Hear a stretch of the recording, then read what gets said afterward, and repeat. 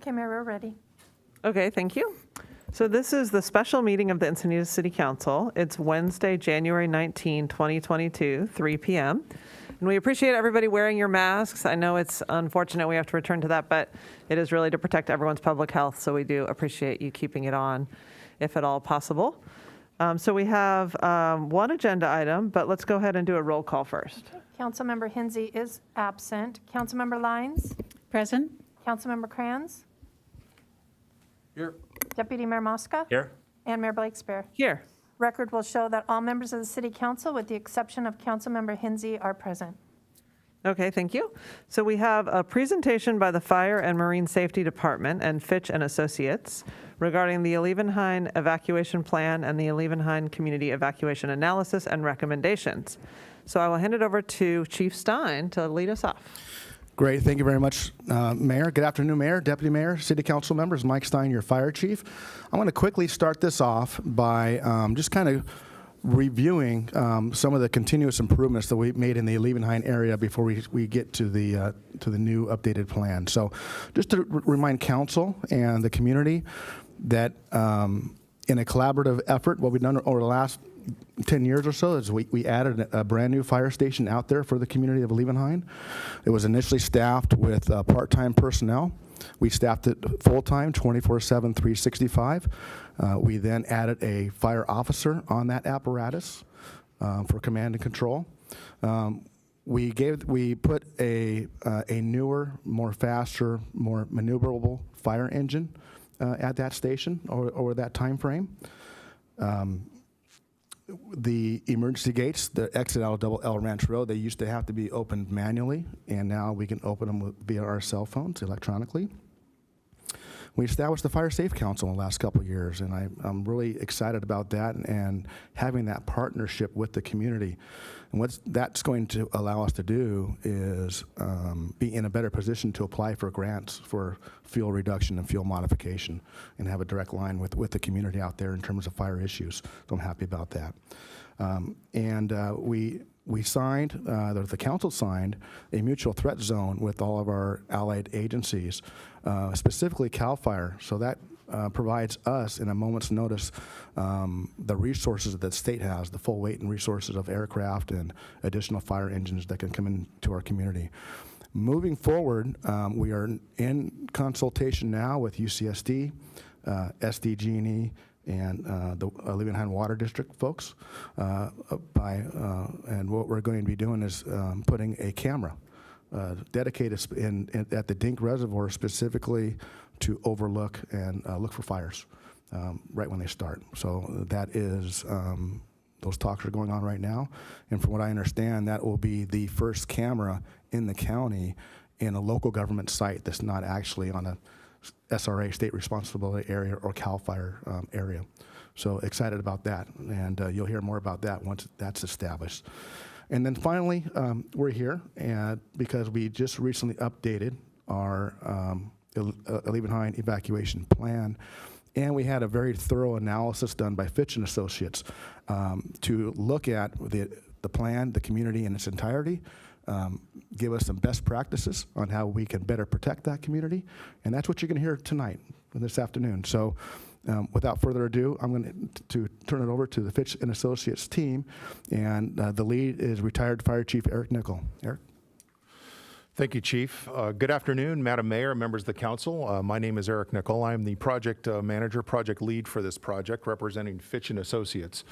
Just a little quick background about Fitch and Associates. They were engaged to support the Encinitas Fire Department earlier, about a year and a half ago, on an overall holistic community risk assessment called a Standards of Cover. Out of that came this item to look specifically at the Leavenheim neighborhood.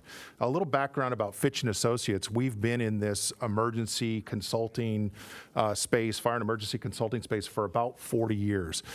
Every continent in the world except for Antarctica. So a very deep and wide breadth of experience. For me specifically, I recently retired from the California Fire Service. I worked 30 years in the fire service, 8 of those as a fire chief. 6 of those for the city of Palo Alto and Stanford University. And then the last 2 years, I was the fire chief in the city of Santa Barbara. Dealt with a tremendous amount of wildland-urban interface threat. So I'm going to turn it over to the rest of my team to introduce yourselves. And I think the takeaway with that is you're going to see this team over 150 years worth of experience in fire and emergency services and traffic planning. So with that, I'll turn it over to Ron. Good afternoon, Mayor and council members. My name is Ron Bravo. Just a little bit about myself. I retired a year ago after 30 years in the fire service with North County Fire Authority. I've got a pretty extensive background in incident management, former Type 1 incident management IC for one of the state teams. It was a great pleasure to be able to serve the citizens of California from border to border. Actually ran a fire just south of, and east of here a few years ago.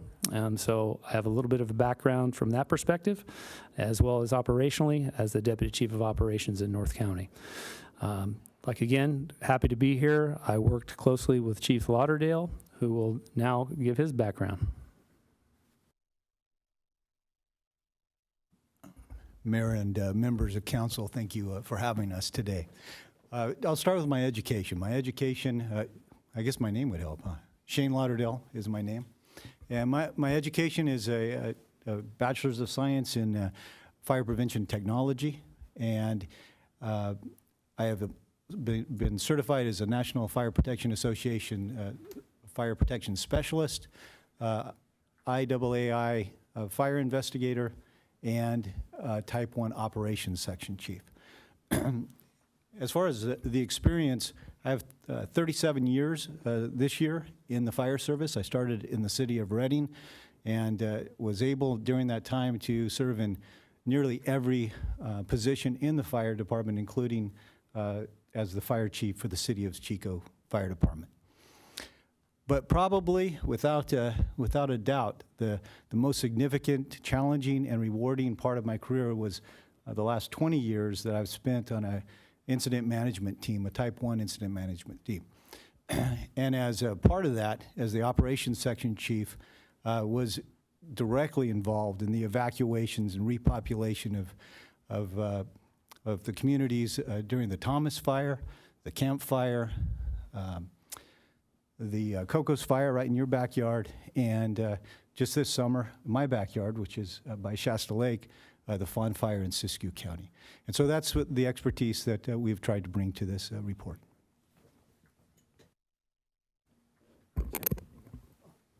Either way.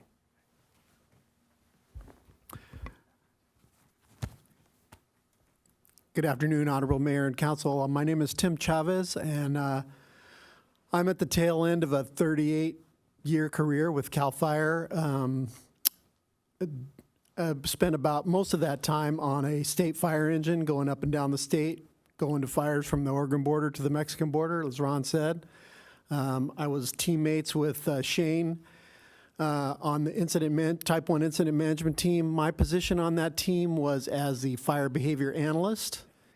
In that position, what I do is I use some pretty high-level mathematical and meteorological tools to try to anticipate the fire's spread direction, what time it's going to be at different locations, and how the fire's movement affects the safety and the tactics that we're going to use that day on the fire.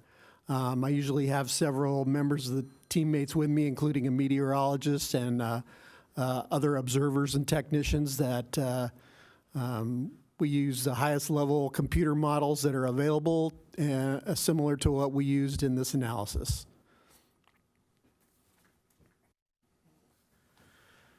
Good evening, Honorable Mayor, Deputy Mayor, members of the council. My name is Jaime Rodriguez. I'm the founding principal of Traffic Patterns. We're a traffic engineering firm located in Northern California. We are currently in the process of opening an office in Irvine, California. And I spent 22 years in the public sector as a traffic engineer working for different cities within Northern California. My last public sector role was as the chief transportation official for the city of Palo Alto. We currently serve as city traffic engineers for cities across the San Francisco Bay Area, including Saratoga, Los Altos, Redwood City, Foster City, Millbrae, Pleasant Hill, and we currently are working with the City of Hidden Hills in Los Angeles County, a project that we just initiated this week. I'm also co-founder of two technology startup companies called smartcitysignals.com and schoolroutes.org.com, where we develop technology, specifically cloud-based software and hardware, to help cities such as yourselves manage their traffic signal infrastructure and introduce what we call virtual detection to help fire apparatuses and other vehicles move through your traffic signal infrastructure a little bit more efficiently than you probably do today, as well as to kind of guide students kind of moving around throughout their community. So we're happy to be on the team, and we'll be looking forward to answering any questions you may have.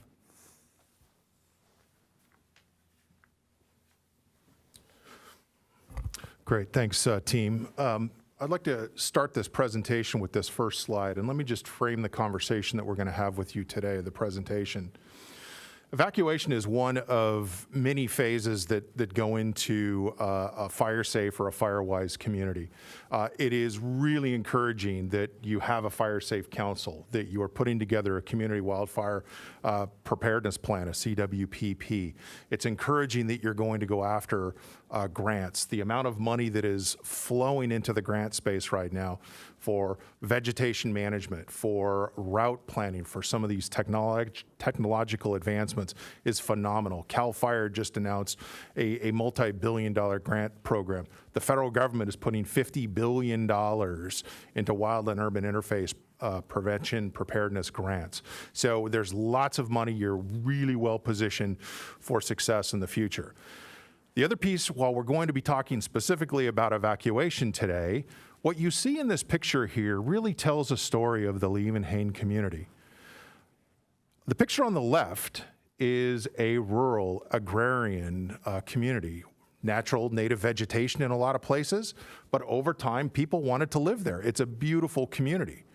And so over time, we had a lot of non-native vegetation, a lot of non-native flammable structures, those types of things that were added to the community.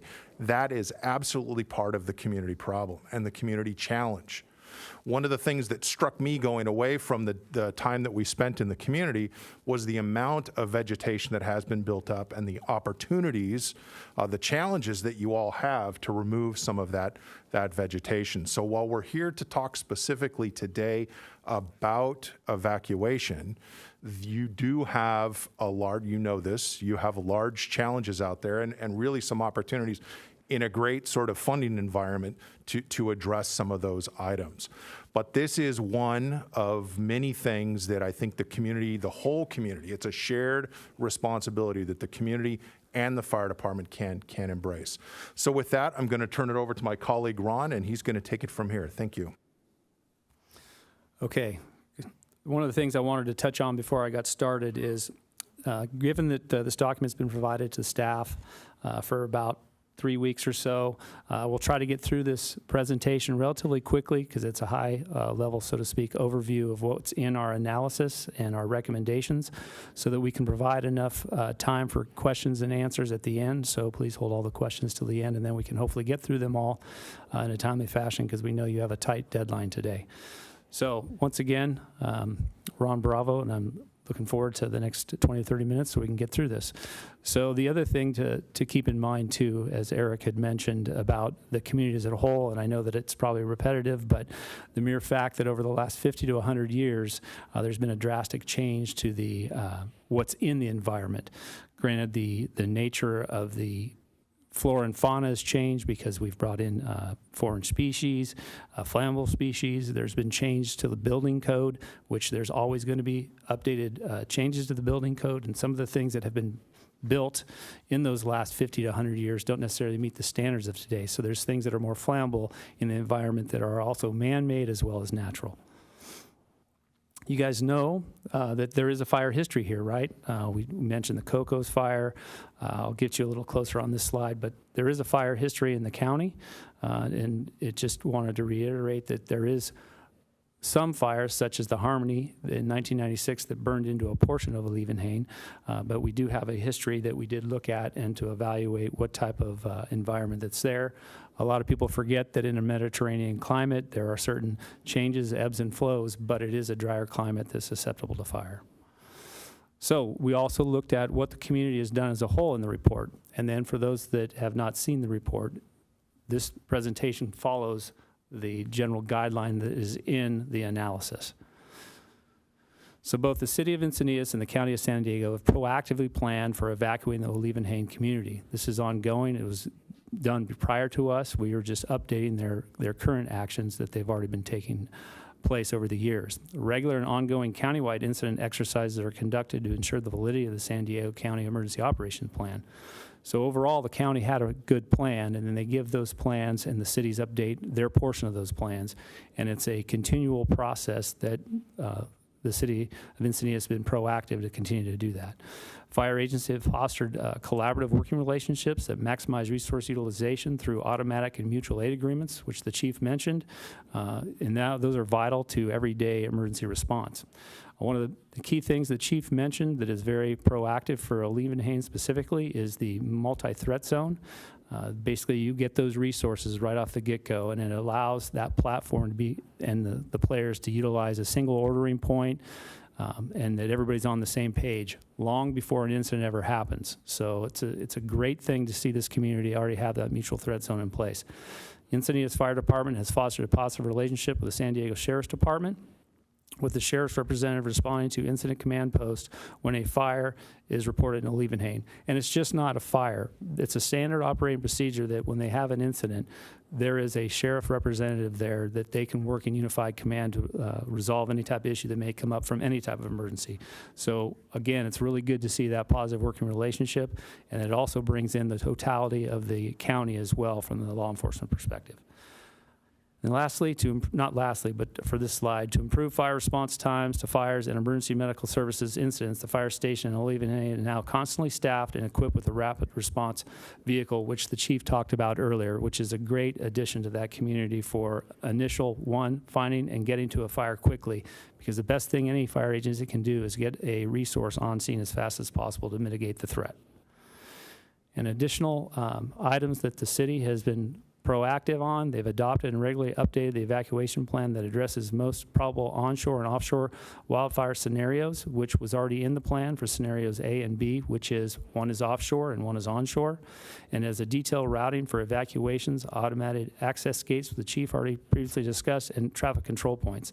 So the community has been very active, as well as the fire department, identifying those areas that need to be addressed for traffic control points. The county has identified the fairgrounds for a sheltering large animals, which has been practiced in the past and continues to be a part of their plan. One of the other key components that the city has been working on is a one-team approach. Includes the Community Emergency Response Team, CERTs, Department of Public Works, lifeguards, city staff to support the evacuation plan. So you've seen it in the plan before, and it consists today, but it is all hands on deck if an emergency exists within the city, that other players that may not necessarily be doing one job are able to be utilized to assist in the emergency response, which is a great approach to any type of catastrophe. The other thing is mass notification systems, including Alert San Diego, are used to provide robust and redundant media for communication notifications. One of the things that we do when we go in and look at a city is we try to use what tools that they have on site. I downloaded that app, and I've been getting notifications, whether it's been the recent tsunami alert or other things of that nature. So that is a very proactive platform that's used in the county and in the city, and that's a very robust system. The other process that the city has done in both the Sheriff's Department and the Fire Department is they've already identified temporary refuge areas within the community, which are good, but there's always room to add and improve additional ones if they're available. A tiered evacuation planning process is provided, which we'll go into a little bit more later. Mass evacuation facilities are pre-identified within the county as well as in the city. So those are some of the things that the city has been very proactive at, and it was very nice to see. So some of the recommendations after we did the analysis of that are continue to support the Firewise community concept, adopt enhanced and targeted vegetation management ordinances, enhance the defensible space inspection program, ensure Encinitas planning standards are aligned with the Firewise community concept, require new developments to design a wildfire mitigation plan and a funding source to support ongoing fuels management, either through a homeowners association or covenants and conveniences and such. Once we got done with that first analysis, the next phase was to look at the fire behavior analysis. What we did is we were able to have Tim pull up the data and run the analysis on both 5 offshore and 5 onshore. We'll go through the 5 offshore, as those tend to be the higher. You hear about those a lot more because they're in the usually indicative of a large fire spread. But we also included the onshore, but we'll only go through one of those because there's some general information on all onshore that is important on an everyday basis. So some of the assumptions that go into when you're dealing with a model is that you have to utilize the model, but then also bring in your knowledge and experience to interpolate what that model and how that will actually respond in the real life. So some of the assumptions associated with the models, if you have questions about this later, Tim will be able to address those, but wind speed and weather are constant during an analysis period from roughly 6 to 10 hours. On the offshore situation, 6 hours or less on onshore. Fuels are described in the USGS Landfire 2020 fuel model layer. No suppression actions are included in the analysis.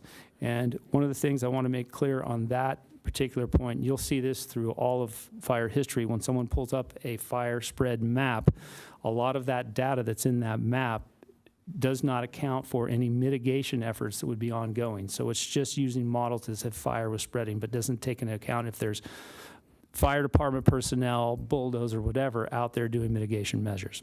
Okay? Fire behavior model using a minimum travel time version of the Rothmiller fire model, which Tim, again, can go into great detail on that if so needed. The climatology was some of the stuff that we pulled from Miramar.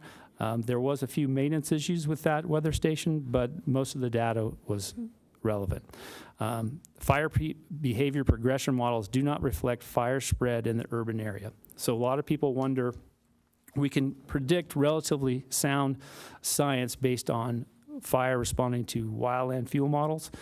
The models aren't there yet to do the same thing for an urban conflagration. So when you have house-to-house fire type environments, there is no model per se that's going to give you an accurate prediction tool out of that.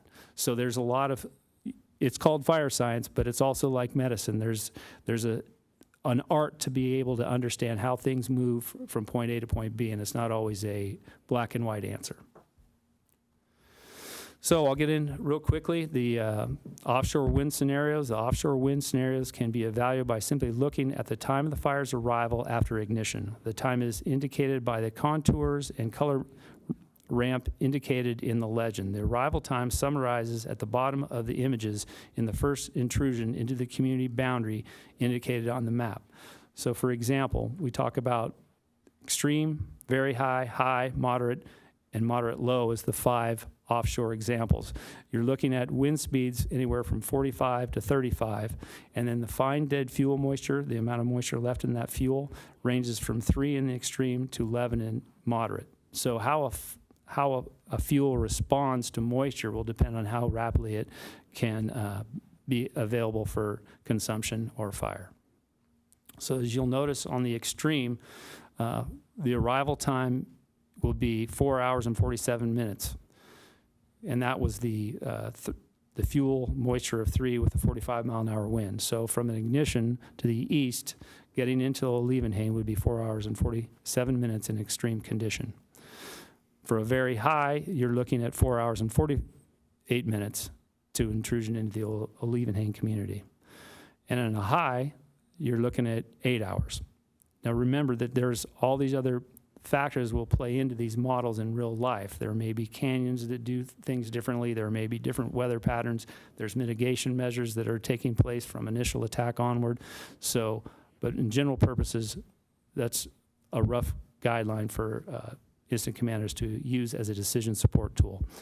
So moderate is 5 hours and 24 minutes, and low would be 8 hours and 59 minutes to intrusion.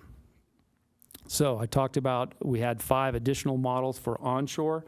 We won't go through each one of those because the end result of the impacts to some of the infrastructure and homes within the Leavenheim could be anywhere from 30 minutes to an hour.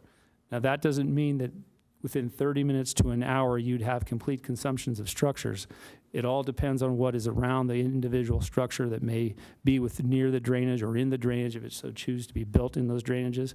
And it all depends on what type of fuel load is around homes and what kind of mitigation work has been done leading up to that point. But the point being is, one thing that people don't take into account is on and onshore. We always worry about the offshore, but an onshore could be just as destructive, but maybe in a smaller platform.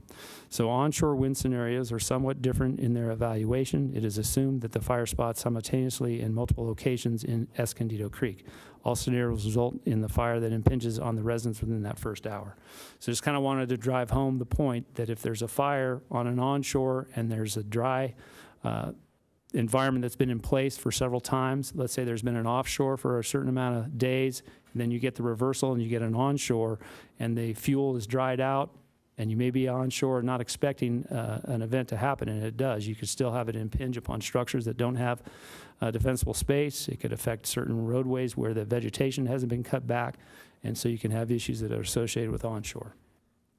And so this is just the example of the high as a representation on the map, but it shows within that first hour you'll have an impact to the community. One key point we want to point out to everyone is that the incident commanders must use available fire behavior tools, knowledge, and experience to determine when and if evacuation warnings or orders are to be issued. And to go back to the premise, we're here to update the evacuation tool that they utilize. It's a decision support tool they use, but it's not necessarily always going to be black and white. It helps that incident commander, based on their experience, look at what the environment is and determine what the next course of action. After we looked at those fire environments, we took into account the travel routes and did some analysis. And this is some of the information we got from that. Considering the typical traffic congestion experience on Rancho Santa Fe Road, and to reduce evacuation clearance times, most of the population north of Fortuna Ranch Road will evacuate west to Lone Jack Road and through the Double L Ranch Gate. This gate does not accommodate horse trailers because of the short, hard bend in the road to get to the evacuation route. The population accessed by Fortuna Ranch Road and areas to the southwest of Fortuna Ranch Road will evacuate to Rancho Santa Fe Road, turn left on Rancho Santa Fe Road, and continue south along Manchester Avenue. As it relates to Manchester Avenue, some of the desired aspects of that road are the least amount of impediments, as well as reduced fuel, and the complexity of the environment there doesn't have as much fuel loading and tight spaces as some of the other areas, and there's less impediments. And then finally, attempting to evacuate large animals when a fast-moving fire is threatening a Leavenheim will significantly extend the evacuation clearance times. So for example, when we talked about not using the Double L gate for horse trailers, if that was to get blocked, it would definitely affect the ability to get humans and people out of that area. This is a little bit of close-up of the traffic analysis. And then the second map that was identified previously that also shows the analysis location. So recommendations. When fire weather or emerging incidents increase the probability of a wildfire threat to a Leavenheim, consider the following pre-incident protective actions. Advise owners to relocate large animals to pre-identified areas of refuge. Suspend infrastructure projects that may impede traffic flow. Ensure schools, care facilities, and at-risk populations are notified of the threat and review emergency plans to prepare for evacuation. Develop a comprehensive large animal evacuation and rescue program, which we included one example in the appendix. Approve secondary egress options to the north and east, including Canyon de Oro Road, the proposed emergency exit at the end of Booman Road. Now, I'll apologize for misstating that because I have a road similar, but with a little bit different pronunciation in one of the areas I work, so my apologies. Mark the wildfire evacuation route with fixed and visible signage. Restrict traffic calming measures on the roadways used as evacuation routes. Make Rancho Santa Fe Road improvements to reduce overall travel time. Identify Mira Costa College as a potential assembly point and reunification location.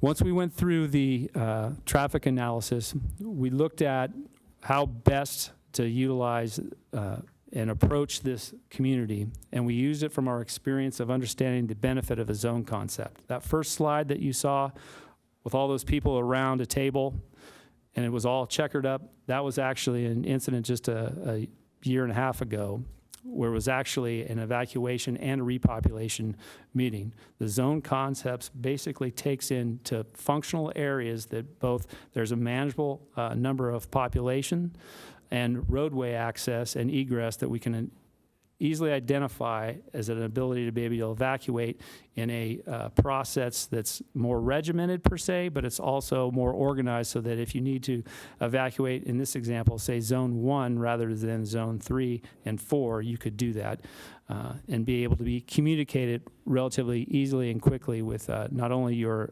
agencies, but also with the public once this zone concept is in place so that people understand which zone they live in. One of the zones that we took that approach and we applied it to the scenarios A and B. As you can see here, the zones are highlighted in the different colors, but also the other thing that we did, and then the fire department and adjoining forces agreed upon, was the fact that the current map grid system the county uses for all agencies, including law enforcement and fire, is the San Diego map grids. And you can see we overlaid that process on to the updated zone routes so that someone from somewhere else will understand where the zone is and also what number, for example, if we're talking about 4821, and that's Lone Jack Road, someone from somewhere else in the county or maybe even outside the area, given you bring in some law enforcement on a mutual aid or automated agreement, would be able to pull up that data and be able to understand it relatively quickly. So we were able to update the plan to overlay those layers. And from the perspective of an incident command team that comes in, if you were to give them this process and go, hey, this is the map system that we're utilizing, this is what they've trained on, this is what we use, cuts the time frame it takes for a incident management team to come up and create this down to 0, meaning, great, you've already done the work, we can utilize those zones and we'll put it to work. Because I can tell you, and both Chief Lauderdale and myself, as well as other folks here, have went to incidents where you have to build this from scratch, and it takes a tremendous amount of time. So the proactive actions that the city and the sheriff's department has taken to be able to pre-identify these zones greatly enhances the emergency response, especially if it's a large-scale incident. So some of the benefits of the zone-phased evacuation benefits. It reduces evacuation clearance times, it provides an enhanced community notification template. So when you get to be able to push it out to the community, you can get a program called Know Your Zone. And for some of the other communities that have recently got into this or used another platform tool that I'll talk about a little bit later, they've started these Know Your Zone campaign because it helps people identify where their zone is, because anyone that's ever been evacuated before, it gets very confusing on where they're at, what road is what, how do I get out. Once people get into their memory about what their zone is, it greatly enhances their ability to get out of the evacuation in time, or that area, or when to evacuate. A lot of people self-evacuate before they actually are required to do so. So it increases community awareness, foundation for real-time evacuation planning models. It can be utilized as a public education tool, and it's really helpful for re-entry and repopulation. Can develop concise and understandable pre-recorded public messages. When we talk about re-entry, it's not as simple as both the fire and law enforcement agency to say, hey, we're going to repopulate, especially when there's been intrusion into the community. There's a lot more players that have to come to the table, such as your utility companies, as well as other city staff, whether it be city streets, county roads. All those other players have something to say, and I really want to reiterate that first slide shows how many people are involved in that process of both evacuation and repopulation. It's not as simple as sometimes people think to switch the sign around says everybody goes back in, because there's a lot of safety concerns and things of that nature that come into play there. And then the last thing was that it can help develop a concise and understandable pre-recorded public message, especially if you've broken it into zones and you can tailor it for individual zones. Recommendations, create evacuation zones using the San Diego County map grids. You can see that we did it in this evacuation platform, but it can be utilized throughout the city as well as the county for future projects. Utilize a real-time evacuation platform, Zone Haven, and what Zone Haven is a computer-based active platform that allows, one, the zones will be public, so that, for example, most people are familiar with reverse 911 and the San Diego alert system. It works cooperatively with those types of programs, but it also can, they can post what the evacuation orders are so that people can go in to that live map, click on the location. Let's say, for example, they're not home at the time and there's an evacuation order put in place. They can go pull that data, see it. They can see the travel routes. They can get the messages. So it's a platform that brings a lot of those other programs into one area that's accessible not only by the city but also as the citizens, because it really bridges that gap of communication. For example, where I worked at previously, we just brought that system in and we're starting that process of going through the different cities and breaking it up into zones and having that community outreach with the fire safe councils as well as the different citizen groups to be able to make sure all that data was there available for them and in case they needed to use it, whatever the emergency is. Then lastly, develop concise and understandable pre-recorded public messages. It doesn't seem like much, but it really helps if you get into a situation, if you've already identified both with the sheriff's department and the city, these are the key components for that zone. They can build that information into that pre-recorded message, and if, for example, in recent history with the tsunami, you could get that information that you know will always be in that specific emergency alert, you could already have that pre-recorded and in place. Okay, the other thing that we moved on after that was the whole community approach and the benefits of that. One of the great things about Leavenheim is that they've started the Fire Chief Council, and it's bringing people together to be on a common platform, be able to talk about the issues within the community. So what it does is it brings that cooperation and collaboration with the entire community. The Fire Safe Council and the FireWise community, it really brings, like I said, everybody together to talk about the issues, and it helps bridge the gap, especially like the fire department has done here, is assign a deputy fire marshal to that Fire Safe Council to make sure that there's that conduit of information. And then if there's something that comes up about a traffic calming measure, it's a platform so people understand what impacts it's going to have on the primary travel routes. It supports and enhances fire regulation and abatement programs. And the annual community evacuation drills is a part that they can play an important role in, continue to focus on public education, are all strategy for increasing community awareness and participation. So this last part is kind of drives home the concept of, regardless of the evacuation clearance times, no matter what the traffic studies say, what the fuel behavior analysis shows, our experience shows that pre-incident proactive actions are required. That's everything from practicing the drills, knowing the zones, and being able to do proactive fuel mitigation. There's a lot of times when it comes to fuel breaks, people sometimes misunderstand some of the concepts behind fuel breaks, but a lot of times fuel breaks are meant to reduce the fuel load so that fire departments have a chance to get in there and mitigate an emergency. Nowhere in California is there anything that's 100% fireproof, but we want to do everything we can to encourage people to harden their homes, do the early fire defense clearing so that they, one, are prepared to be able to leave if they can, as well as the home would be able to sustain a fire if it does come through. So in conclusion, on the analysis, Encinitas is, in cooperation with San Diego County, has developed a detailed plan for evacuating Leavenheim in the event of a wildfire. By adopting a zone-phased evacuation strategy, utilizing the decision guidance tools provided, and embracing a whole community approach to wildfire mitigation response, evacuation clearance times will be reduced. Early plan initiation of a fire threat from an offshore wind event is validated. It is likely that all residents can be evacuated out of an area of imminent fire impact. Fires with an onshore wind environment can be problematic if fuels conditions persist. And then incident commanders must use available decision guidance tools, experience, and training to determine which portions of the community can be evacuated and if others must be sheltered in place. Continue to pursue secondary egress routes north and east of Lone Jack Road, and a vegetation management plan for egress routes need to be secured and implemented.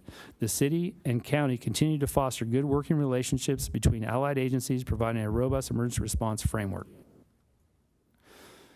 Okay, sorry about the how quick I was, but I wanted to ensure that we had plenty of time to address any of the questions. And so what we'll do now is we'll turn it back over to the council for questions, and we'll try to direct that to one of our staff that will have the expertise, or we'll all generally pitch in if we need to. Thanks. Okay, well, thank you so much. That was really interesting, and I appreciate that it was very data-driven.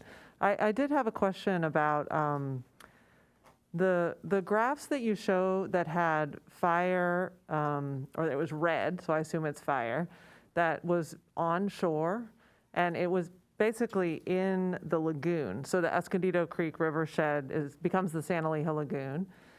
And I was curious about, that whole watershed there is on our southern border as a city, but on our northern border, we also have another lagoon, and it's called the Bataquitos Lagoon.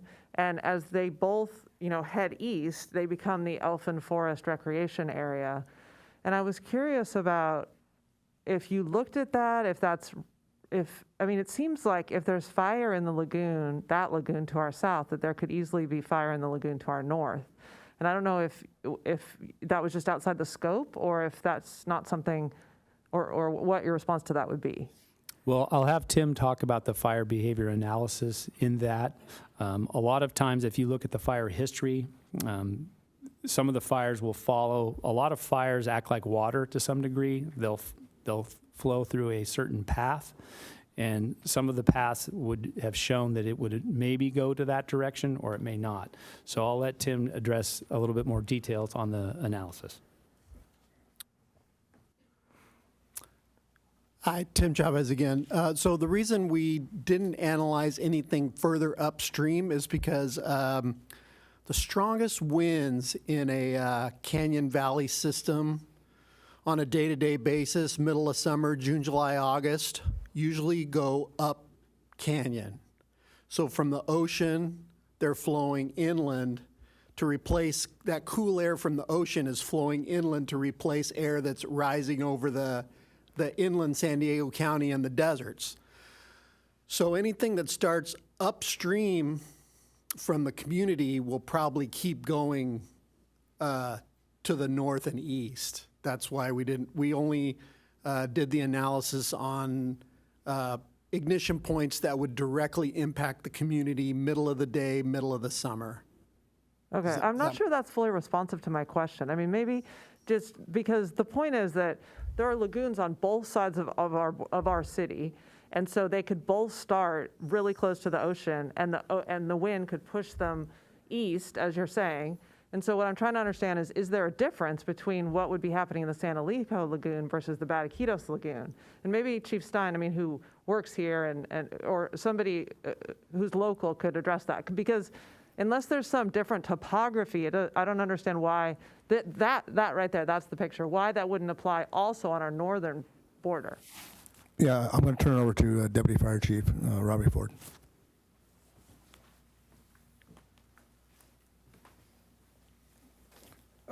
Both lagoons they're really quite different. The Bataquitos Lagoon, specifically the portion that is to the south of La Costa Avenue, is more steep and has more of a typical coastal vegetation system. But the lagoon itself is really quite moist. It's had a lot of work on it to keep it more of an aviarian system, and it's more round. And so I wouldn't expect to see any significant fire in that lagoon. Now, we did have that fire last April in Carlsbad. Some of you guys might remember it was a relatively small fire, but it started by the marina on the north slope. And it only burned a couple acres, but its vegetation allowed a lot of ember cast during that area. But those lagoons are both very wet. This lagoon, as it comes from the Santa Leja Lagoon, particularly as it traverses the northern part of the watershed and bends towards the northeast into the lagoon or into the Escondido Creek watershed, it has a lot more denser vegetation. And although the ground is saturated, the vegetation, I'm not sure, I'd have to have Tim answer that, how much of that's native or not, but it would definitely, with a good wind, carry fire, particularly on the fringes of it and in the canopy on the vegetation. So the two models, as I look at them from a firefighting perspective, are completely different. And one of them is bordered by a road most of the time, and the other one has houses between the main road, Rancho Santa Fe Road or Manchester, has houses between the flowing water and the main road. That is a particular challenge. But then we all know how much dense vegetation is from the Rancho Santa Fe side all the way across the watershed. Okay, good. I appreciate that answer. And then my second question is, if you could go back one slide to show the fire that was starting to the east, that one. So why did you assume it would start there and would take either 4 hours or 8 hours? Like, what if it started closer to us and not quite as far east? So we're basically playing a game here, and the game was to pick a place that would directly impact the neighborhood on the west side of Escondido. So yeah, it certainly could start closer and impact the community closer. But most of the time your fire starts are associated with populated areas, and that was the biggest populated area that was upstream of your neighborhood. Okay. That's okay. why we picked those ignition points. Yeah, so if it could start really anywhere, but I see what you're saying, okay. Okay, and then my last question, I appreciate your patience in answering my questions, is we sometimes have a conversation in a Leavenheim about traffic calming, like people who want speed bumps or they want roundabouts and they don't want lights because it's part of creating a rural community. But then where does that kind of hit head on with, we want to be able to evacuate as fast as possible, and it would be easier if you had a traffic light because then you could just have it flowing one direction. And this question about speed bumps, I've met with multiple residents with different perspectives on this particular question. So I just wanted to see if you dealt with that or just didn't deal with that, or if you have a perspective on that. We did and we do, and I will turn it over to Shane and Jamie to answer that specific question. I'll just start with kind of the overview. Clearly, the traffic expert will speak to the specifics, but the statement that, and I wrote those recommendations I think you're speaking to, was the fact that in some of our conversations with community members and others, there's a conflict between two needs, right? One being you want safe roads, you want places where you can ride bicycles and have those kinds of things. There's one design criteria that may support that. However, if you want a community that's easy to evacuate or easier to evacuate, as you make those design considerations, you have to consider how it's going to impact your evacuations. So if indeed there are more traffic calming measures added, we could assume, and I'll let Jamie answer this, but we would assume that's going to make evacuations more difficult, not better. Thank you, Shane. Again, this is Jaime Rodriguez from Traffic Patterns. So the general response that Shane provided is correct. Within our analysis, we didn't analyze traffic signals versus, say, a roundabout at an intersection, but the traffic signals themselves do allow for a level of control through an intersection. One of the examples that I like to give is a very little known fact is in the Paradise Fire. That city had just upgraded its traffic signal system about 6 months before the fire occurred. A lot of people don't know that. And the traffic engineer in Paradise, who lived in Paradise, as he was leaving the city, stopped at every intersection and did what's called a stop time at every intersection to keep the corridor green for people that were coming downstream. The city has has noted that that specific little change saved a lot of lives within Paradise because people were able to move through the corridor. So if you introduce a level of traffic calming on your corridors where you're slowing vehicles down, you're already going to have a significant amount of friction on your roadways just from queuing. Some of the corridors that we looked at could have 2 to 3 miles of queues. That's going to block people's ability just to exit their driveway. So the more impediments you introduce to any of the roadways will result in a longer evacuation time, but more importantly, slow down the response time of your emergency vehicle's ability to arrive to those incidents. Okay. I appreciate you sharing that. I mean, these are obviously competing values that depends on which community member we're talking to or group and what their interests are. But it's good to really be clear about that, I think. And then the pre-recorded messages that you said should be understandable and concise, which is a great point and should be really thought through in advance, because you mentioned the tsunami, and there were a lot of people who were really bagging on the tsunami, saying, oh, 2 to 3 foot waves, when the average wave here is 4 feet already. And so instead of saying there could be a wave surge that goes all the way farther inland, they use the term 2 to 3 foot waves, which, people were making jokes of that. So making sure that we're communicating, what we want in these messages. I wanted to just say, so is this something that our fire department will be working on? This is like a next step for us. That's correct. We can do that. Yeah, and we're working with our county partners and the sheriff. We can definitely come up with pre-recorded messages. Okay, great. And how many public comments do we have? Let me see if I have Councilmember Lyons has some questions too. But 6? Okay. Okay, go ahead, Councilmember Lyons. Yes, thank you. Could you please educate me? I have 2 questions. One is on the evacuation, and it's a little bit more detailed that you could help me understand. I like the zones and the phasing.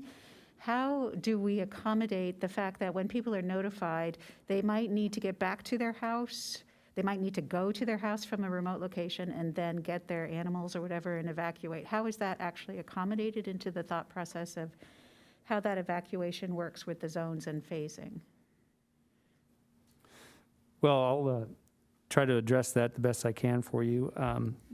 One of those things is once you start an evacuation, and no matter if it's a zone or another location, it's that process of having the unified command, which I talked about earlier with the sheriff's department or law enforcement, whatever area that is, that there's a way that people either have a pass or that they have some sort of identification that you work out depending on what the evacuation is. For example, if it's a fire and it does start, like Madam Mayor mentioned, closer and they don't have the time, sometimes you can't let people go back in. But it all depends on the nature of the emergency, the time that it's going to impact, and then it all goes back based on the incident commander's experience and what they're seeing at the time to be able to initiate whether or not it's a timely evacuation to get everybody out, or if they allow the opportunity for someone to go back in depending on the nature of the emergency.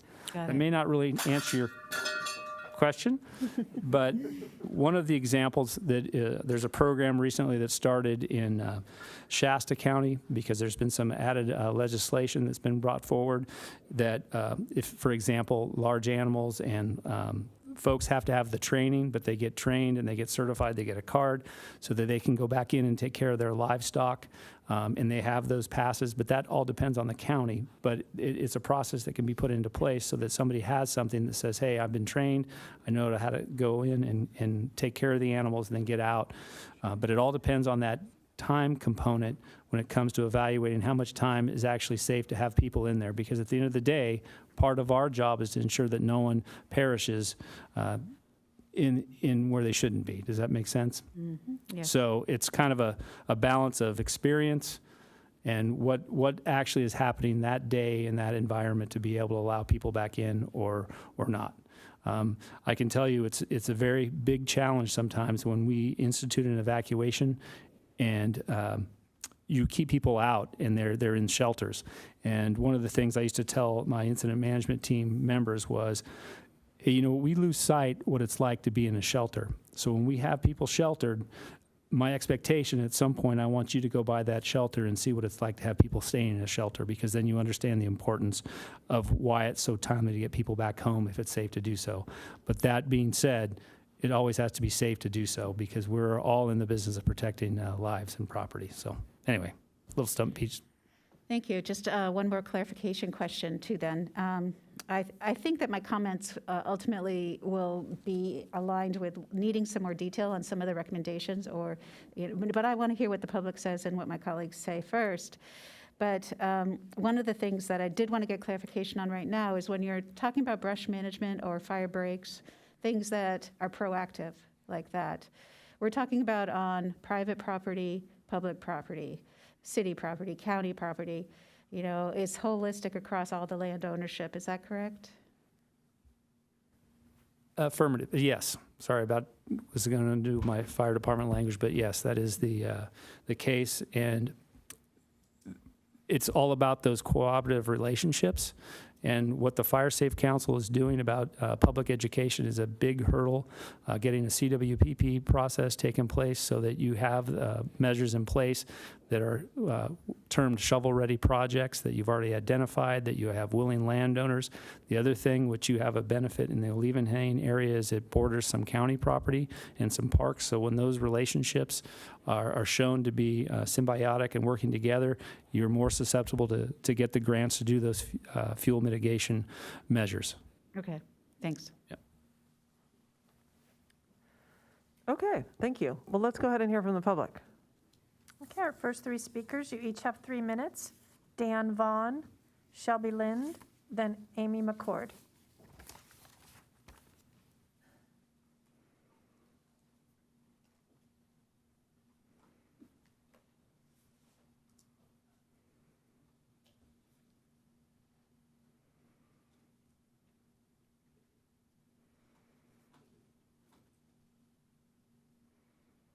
Hello. So thank you. It's good to see the Fitch & Associates team again. We met briefly during the kickoff session. I think that was back in June.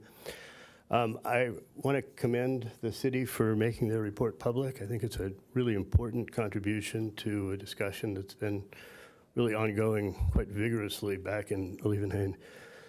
Since a public safety workshop we had in September of 2019, that was the workshop where it was sort of the initiative that did form the Fire Safe Council about 6 to 9 months later. Joe's been instrumental in helping make that happen, as well as the town council and the current members of the Fire Safe Council, several of whom are here. I think that the Fitch & Associates report really makes some important recommendations that we need to take very seriously with regards especially to fuel mitigation and with regards to aligning development standards with public safety considerations. Unfortunately, they're not developed in the report to a level where they can be implemented. So it really is a kicking off point for a conversation that we have to have as a city and as a community and actually as a region. Because one of the shortcomings of the evacuation plan is that it doesn't consider co-evacuating communities, especially those from the Rancho Santa Fe Fire District. So most of the covenant that is east and north of the golf course evacuates through Leavenheim. El Cielo and the bridges would evacuate through Leavenheim. Parts of Harmony Grove, Elfin Forest, and the Crosby Estates evacuate westbound on Del Dios, and many of them will also evacuate through Leavenheim. So as we think about a Santa Ana-driven condition, and that's really the core focus of most of the fear and concern in our community, those Santa Ana-driven windfire events really do impact us regionally, and they need to be kind of considered holistically. And so I think that I see the evacuation plan as not sort of a turn the page, we're done idea, but something where we really should have a back and forth between the community and the professionals in order to sort of help educate the community, get people aligned, leverage the tremendous experience and expertise of the professionals. But I think that really the next step here should be an ongoing discussion. Thank you.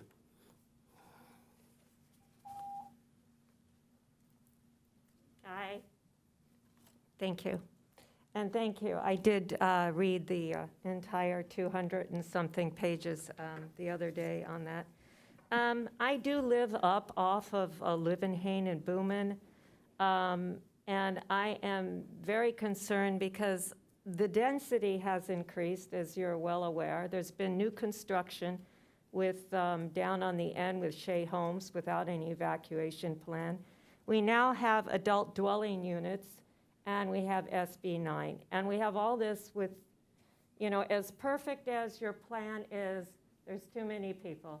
There's too many horses, and we've got, so what we have here is we've got cars going down Double L, we've got horses going down Rancho Santa Fe Road. But if you Excuse me, take- ma'am, will you speak to us? Because this is Oh, actually the council okay. meeting. Yeah, Okay. thank you. So, like I said, Fortuna Ranch Road down at the end, now we've got Canyon de Oro open, which was one of the recommendations. Most likely people are coming that way. We're not going that way in a fire. So now we've got all this funneling down Fortuna, horses going one way, going to the left, cars going to the right. Fortuna at the end where the stop sign is narrows down. And unfortunately, on the right side of the road, there is an equestrian business run out of R1. And I don't think she has a commercial use permit.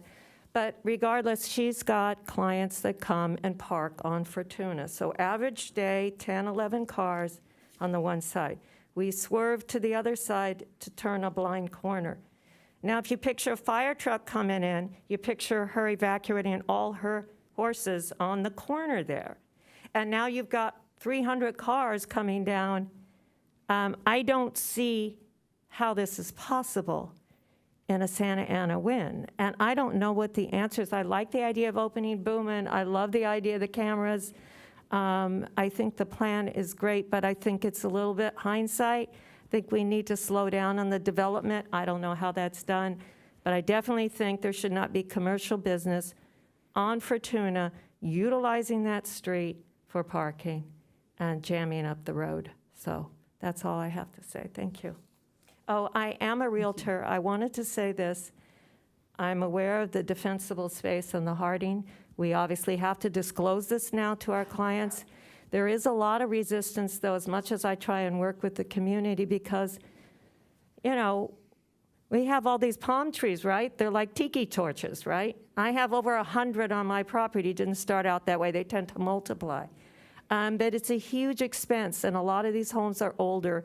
And I don't know what it's going to take to educate the community, but I did try to get people involved more. Thank you. Thank you.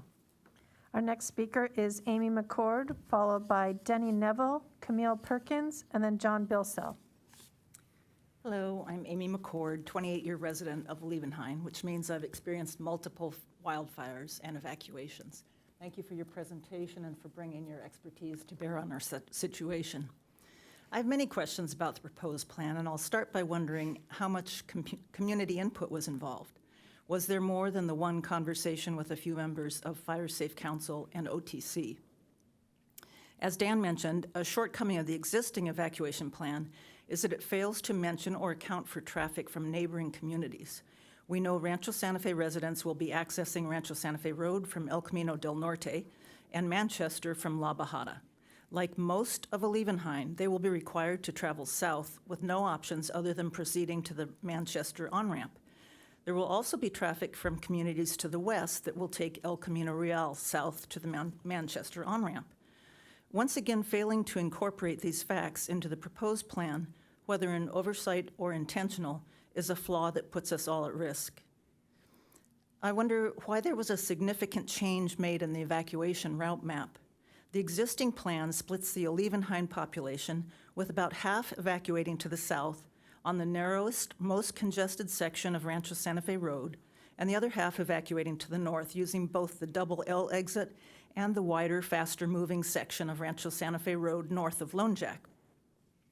Why does the proposed plan require everyone living south of Fortuna Ranch to be added to the most congested section of Rancho Santa Fe Road heading south? The proposed plan also adds most of the 385 horses and trailers to the overly burdened southbound route. How does the Fitch plan propose that parents living south of Fortuna Ranch Road will pick up their children from OPE, Degaino, LCC, and Pacific Ridge when they'll not be allowed to travel north, either to the Double L exit or north on Rancho Santa Fe Road? What method of traffic control will be used to prevent residents from evacuating to the north? The Fitch report confirms that conditions in Leavenheim are extremely challenging. Projected evacuation times indicate a very serious threat to the community, even before adding the significant impact of traffic from adjacent communities that will be using the same evacuation routes. If public safety is important, why does the proposed plan route so many people south?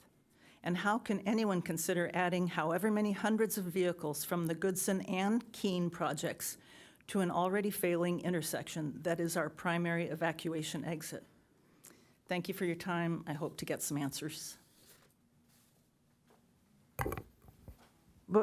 Hold on, sir. Let's see if is staff able to answer the traffic projection question about headed south versus north?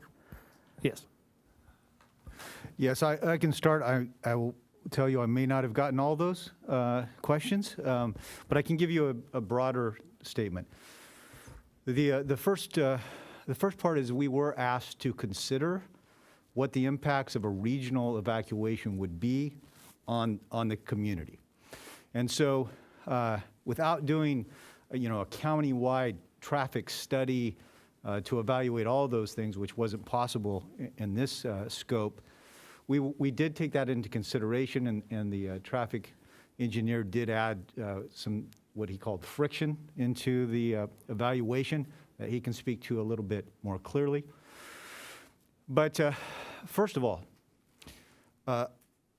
and I know this may not be a popular statement, but I've never been really good at popular things. Evacuating horses during evacuation will absolutely stop the evacuation clearance time process in its tracks. There has to be a proactive approach to dealing with the horses in that area and not try to evacuate horses at the same time you're evacuating people. And so we mentioned it very briefly, but this is a community approach situation where, as a community, there's several areas that can safely shelter horses during a fire event. And if early on we know, that's the great thing about Santa Ana winds, they don't just come up, right? We usually have a forecast 3 or more days in advance that this is happening. At that point, those planning parts come together as a whole community. That's where we start to address how do we pre-plan. We talked about the pre-established locations, ways and places to move our animals. So once that's done, we have one factor that's a huge concern removed from the equation. The second part of that is how do you, and you spoke to the people coming from Rancho Santa Fe. We did look at the different routes and what the possibilities are. There is no perfect answer here, folks. I think you know that. What we were looking at is, from our fire experience, we could queue up evacuees on Manchester in very long lines, and they, except for a very few places, they're going to be safe in their vehicles, even if they're impacted by some flame front. Having been through that kind of thing many, many times, I know what that looks like. Is it going to be a good day? No. But it's the best option we have, because the other options are, if we start moving people north during a regional evacuation, you're going to get gridlock. If we move people west, we may get gridlock. Now, are there ways to improve the plan with some more cooperation and the next update says something completely different? Absolutely. And we'd love to see that. I don't know if I answered all those questions or not. So I do just want to expand upon, so you're saying that evacuating more folks vis-a-vis Rancho Santa Fe going south is is safer than evacuating as we are now, going north on Rancho Santa Fe Road? You're saying that it would cause more of a congestion and more of a safety issue? Well, potentially, if you're evacuating regionally, and again, that's where the zone-phased evacuation comes into the entire concept. If you're trying to just say, everybody leave now we have a lot of difficulty with managing that Right. and how it's impacted north. But the roads going north on Rancho Santa Fe Road get wider, so you have higher capacity, and then you get up to Leucadia, Leavenheim, where you can basically move people further west pretty quickly. As opposed to going south, like for me, you've now put me in zone 2, and now I go down south on Rancho Santa Fe Road. It gets more narrow, and with a whole lot of people evacuating. So to me, it makes intuitive sense that I would go north. And I think even when I come out to Lone Jack, I'm with my family, I'm probably still going to have that urge to go right and go north as opposed to go south, where it gets denser and more narrow. It just seems safer to go north. I'll let traffic engineer speak to this. Thank you. Again, this is Jaime Rodriguez from Traffic Patterns. So as we were analyzing the potential routes that could be used for evacuation as part of this study, two main things drove our recommendations that you're seeing here today. One is roadway capacity, specifically where we have, say, a 2-lane roadway versus you have a roadway that widens out, specifically Rancho Santa Fe, where it widens out north of Calle Acevedo. I apologize if I said that incorrectly. So the other piece is the density of housing that would feed onto those roadways, and at what point specifically, whether it's in the widened section versus the narrower section. And so that's the type of analysis that we looked at. And what we determined was, if there was no incidents today, just normal traffic conditions, it's actually a lot faster to exit the Olive area actually going south. That's part of the analysis that we did. Now, things will impact that as a fire evacuation incident is taking place. And one of the recommendations that was made by this team already is that you have to have dynamic traffic control plans. Your community already reviews and approves traffic control plans as part of a encroachment permit process that you provide for construction projects all over town. You need to go through the process of developing those same specific types of plans for fire evacuation, and then be able to introduce technology elements that you don't have today. Specifically, you want to look at additional traffic cameras. I think you mentioned that there was already a plan to look at some type of a remote camera for your lagoon areas. You know, they're not very expensive to introduce traffic cameras that are cellular based that you can monitor at all times, and then having that volunteer traffic control team that may move traffic that we're initially saying should go south, that we're seeing that there's queues building up, that you can dynamically move to the north if those queues begin to exceed and grow faster than the queues that are going to the north.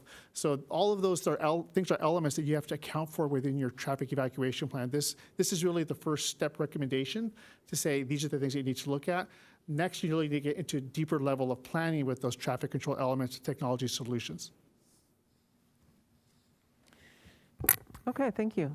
Go ahead, sir. Our next speakers, Denny Neville, Camille Perkins, and then John Bilsell. Good afternoon. I think we just heard a revelation as it comes to traffic control in emergencies. And the incident command system has to develop a new position of traffic choreographer. Maybe that's our future. Thank you to this council and to the fire department for working with their selected vendor, Fitch & Associates, in supporting the Leavenheim community by seeing through this much-needed rewrite of the existing evacuation plan. We very much appreciate it. I respectfully request that the council accept this report as a draft. The community has reviewed, elements of us have reviewed the report, and we have many questions and clarifications we feel are needed. It doesn't appear to us, as has been said by previous speakers, that the numbers of evacuees we're dealing with included those Rancho Santa Fe residents that will access El Camino del Norte and La Bajada, El Merlo. I also had questions on that 6,100 population number evacuating. And I would think that with the population numbers we have, there's probably more vehicles than that 6,100 number. We know through the past 2 evacuations, the majority of Leavenheim households took 2 or more vehicles to evacuate. It's also, although I appreciate the discussion on utilizing Manchester Avenue as opposed to Encinitas Boulevard to evacuate, I think simple math and logic tells us that the wider the road is, the more vehicles you can move over a period of time. And I think the theoretical application here may not set well with reality. I don't know if there's any, I still don't know if there's any actual studies evaluating how people react in panic situations. Also, I'd like to address evacuation zones. Again, theoretically, it looks like a good plan, but I'm also aware, and Chief Lauderdale, in our discussions early, I believe you had, I think you agreed that there weren't examples of successful, at that point in time, evacuation, large evacuations with using the zone concept. Thank you, and I hope you'll consider the request voiced today and direct the fire department to revisit the issues brought up at this meeting. Thank you. Thank you, sir.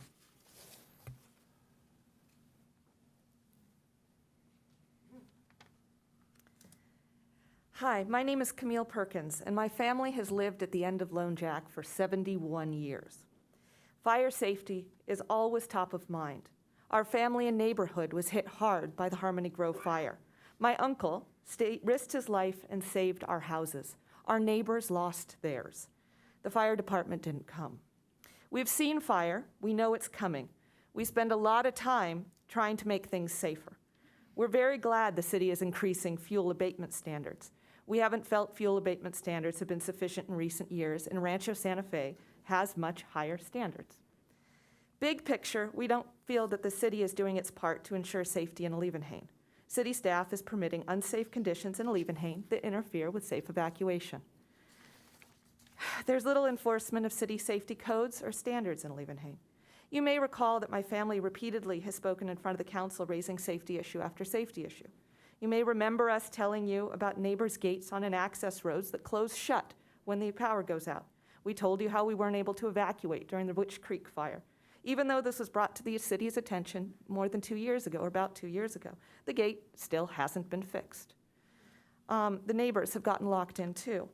Another example, we have 27 trash cans permanently parked on our access road from people who don't live on our access road. This permanently narrows our roadway with flammable materials. This isn't permitted by code or common sense. The city knows and has dropped the ball. Much more can be done to ensure safe evacuation routes during fires. The list goes on and on. Trying to evacuate in Leavenheim is being asked to run an obstacle course. It's the city's job to ensure those obstacles are removed. Right now, for us, it's safer for us to stay at home, even though the fire is going to surround us and burn through. I sent more details, comments by email to the council. 2 highlights. 1, this plan does not sufficiently address the volume of cars that will come from Canyon de Oro or Booman Road to Leavenheim in the likely event of a Santa Ana fire coming from the east and the north. San Elijo Hills took hours to evacuate in this Cocos fire, and I sent a link to an article talking about that, which means that a lot of people are going to be coming through from Elfin Forest, Harmony Grove, and probably San Elijo Hills because we're the best access point that they have. Second, there needs to be more study of fires coming from north of the end of Lone Jack. There was a fire a couple of years ago, a few hundred feet from the end of Copper Crest Dusty Trail, just north of Encinitas on these preserved lands that were mentioned by the consultants. There's 24-hour legal public access and a history of camping and bonfires. The city needs to plan for a fire originating or traveling through this area. Thank you very, very much for your time. Leavenheim's safety issues have been ignored too long. We're able to speak to staff and consultants and correcting city omissions and incorrect statements. Thank you.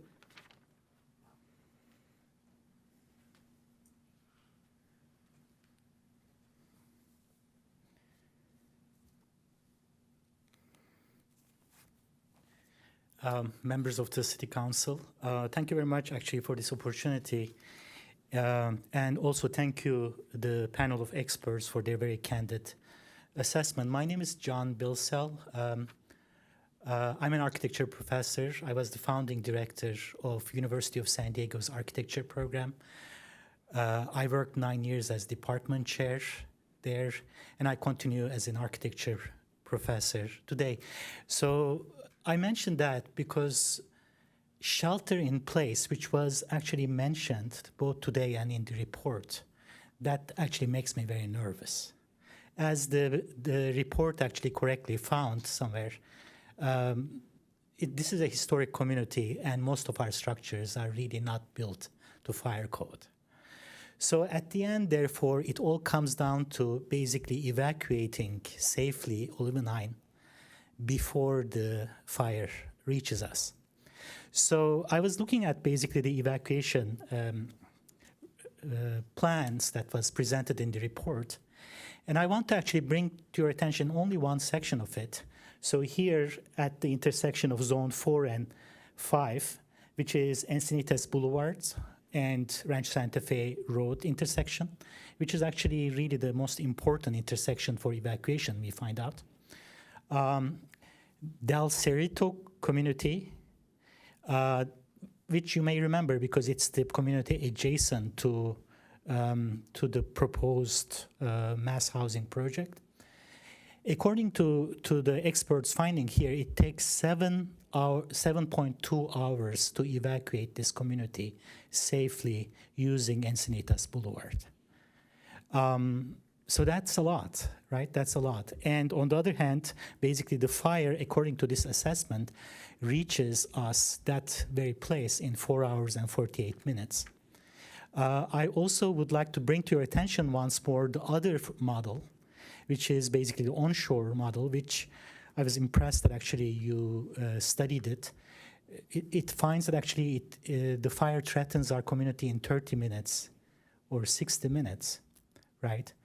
And Mayor Blakespear, I was grateful that you asked your questions because basically the Charles Weber report that the Leavenheim community commissioned before and was presented to you this fall actually found exactly a scenario where the fire was starting just on the Escondido Canyon adjacent to basically Harmony Grove.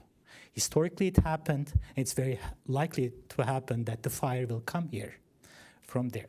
So all this actually brings me to the point that I think it would be really important for the city to offer an integrated planning and development approach where environment and development is considered together. Thank you. That does conclude public speakers. Okay, well, thank you for the really engaged and interesting public comments. We really appreciate hearing them. Let me see if my colleagues have comments and questions. Councilmember Kranz. Yes, thank you. And I really appreciate the fact that we have made this report public and commissioned the report. I think it was pretty clear that it was overdue, and so getting this work started, I think, was pretty critical.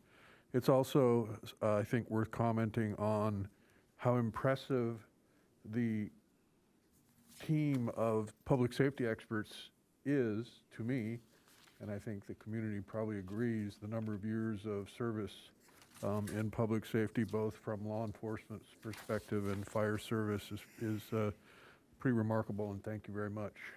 So, but with that, I have a couple of questions. One, on one of the slides, there was a bullet point that suggested CERT was going to be a part of the efforts to evacuate, and it's my understanding that, what is the status of CERT, Chief? We still have an active CERT team, and they do trainings and they do drills. I believe the last time, it wasn't too recent that we did call them out. I know we called them out for COVID-19 in our community, and they also assisted with the COVID-19 food giveaways at the stadium. Great, good to know. I had heard otherwise, so I appreciate that information. On page 15 of the report, there's a discussion about the communications, and I'm interested in, how much have we done to test the system of communication? I assume we have reverse 911 for the evacuation zones, or we have some sort of text messaging system. It's not something that I'm familiar with, so I would appreciate having a brief explanation of just exactly how that would work. Okay, and at a high level, we have two mass communication notification systems here in the county, and it's run not just by Encinitas, but the entire county. The first one is Alert San Diego, which is the reverse 911. All landlines are automatically enrolled, and if you're in the affected area, your landlines will get notified. On your cell phones, though, you need to register your cell phones to get those notifications through the county. The other one, which we are a signatory to, and we've only had it for the last couple of years, is our wireless emergency alert system, WEA is how we call it. And that was just exercised over the weekend for the tsunami warning. And what that does is that hits every single cell phone within the designated area. So you don't have to register. If you're in the area, you will get that emergency alert. And when we do evacuations, there is a protocol of exactly what we say. I know the sheriff's behind me. Maybe he could help me out with this, but it's basically what the emergency is, who needs to evacuate, where our shelters are, that type of stuff. So we already have pre-recorded messages that are already in there that we could just plug and play. So if we're starting an evacuation process, we might notify all of Leavenheim that it's an evacuation is beginning. Will we text message or call based upon zones, or because I know that part of the process is to do this in an orderly way, and so I'm just wondering, at how much can we drill down on the communication? Sure, and that. To answer that, and I'm sorry to say this, but it really is, it depends. It depends what the emergency is and what we need to do. So in the county, we have an evacuation warning and we have an evacuation order. The warning is just that, hey, there's a fire that may come at some point, get ready to evacuate. Versus the order is, okay, we are evacuating the area and we want you to go now. So those are the two things, but yeah, we can drill down to a certain street, certain addresses. It's all computerized with our map systems, and if it's a fire, then it'll be the fire incident commanders that give the order to evacuate, and it'll be the sheriffs that carries out those orders. In getting back to the WEA, one neat part of it is, say you have family members from Wisconsin that are in here. If they're here and they got their cell phones, if they're in the capture area, they will get that alert as well. That's what's nice about the Yeah, that's WEA what I was system. thinking. If people were registering cell phones, a whole household could have their cell phones registered, and that might be a more effective way to communicate with particular areas. But we, I'm sure, are using our technology to the greatest extent possible, or I would hope we are. Yeah, we're going to capture as many people as we can. The systems are different; they're redundant, and not only do you have those systems, but we'll have, we could utilize the helicopters, bullhorns, that type of stuff. I notice on page 20 at the bottom there, it says, due to the narrow roadways and need to possibly deploy firefighting resources to the affected area, contraflow operations are not an effective option for evacuating residents. It seems to me we might be able to double or cut in half the time for evacuation if we did use contra. So I'm wondering about the process of making a decision about,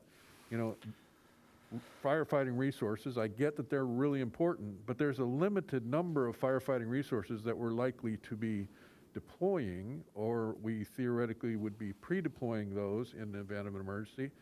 And perhaps the priority for contraflow so that we cut in half the time it takes to get out might be the better approach. And so that thought process, it would be, I think, useful to hear.